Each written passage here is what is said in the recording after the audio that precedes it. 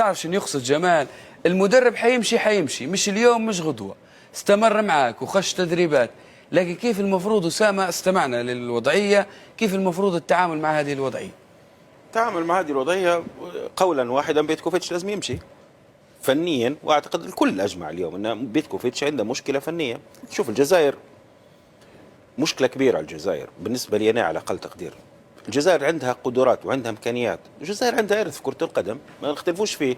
كاس افريقيا مرتين، الجزائر مشت كاس عالم لما ربحت في كاس العالم لما كان ما يربح حد الجزائر في كاس العالم. الجزائر عندها اسماء كبيره على مدى التاريخ، وما بيش نسمي من رابح ماجر وبلومي لغايه الجيل الحالي. حتى الجيل الحالي مع بعض المشاكل في المراكز زي ما قال كابتن جمال، لكن تحكي على الجيل عنده القدره يلعبوا في انديه كبيره على المستوى العالمي، في ناس تلعب في كلاس اي حتى في الدوري في الدوريات الخمس الكبرى في العالم، وتحكي على جيل شاب ممتاز جدا وكلنا اشدنا به قبل كاس العالم، ما ننسوش النقطه هي.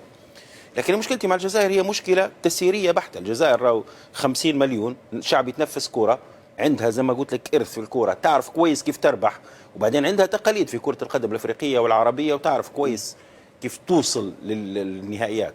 لكن اليوم نشوفوا التجربه المغربيه والتجربه الجزائريه مشكله كبيره. الجزائر عندها القدره الكبيره نقدر نقولها ونتحمل مسؤوليه. الجزائر عندها القدره الكبيره ان تدير نفس التجربه المغربيه، لم تكن افضل، عندها نفس الامكانيات وعندها نفس القدرات وعندها لعيبه كبار وعندها اسماء تلعب في اوروبا بنفس الكواليتي وبنفس الجداره اللي قاعده تشوفوا فيها على مستوى المغرب. لكن نشوف انها هي مشكله اداريه بحته. الجزائر في اخر 15 20 سنه عندها مشكله اداريه على مستوى الاتحادات المحليه، وكنا نشوفه حتى على مستوى الصراع. انا نشوف ان في عهد روراوه اختلفنا واتفقنا معه، كان فيه استقرار على المستوى الاداري، وكان النجاح هو انعكس على مستوى المنتخب. شوف الكرة في المكتب مش في الملعب يقولوا المصريين. الكرة في المكتب اكثر من في الملعب. اليوم لو عندك مكتب قوي وعندك رجال قادرين على تسيير الكرة. سامحني سؤال مؤيد، بيتكوفيتش اليوم صيف وصورته على البحر بالطريقة الاستفزازية هي، والجزائر و50 مليون يشوفوا في مستوى منتخب الجزائر اللي غير مقبول بالنسبة لهم.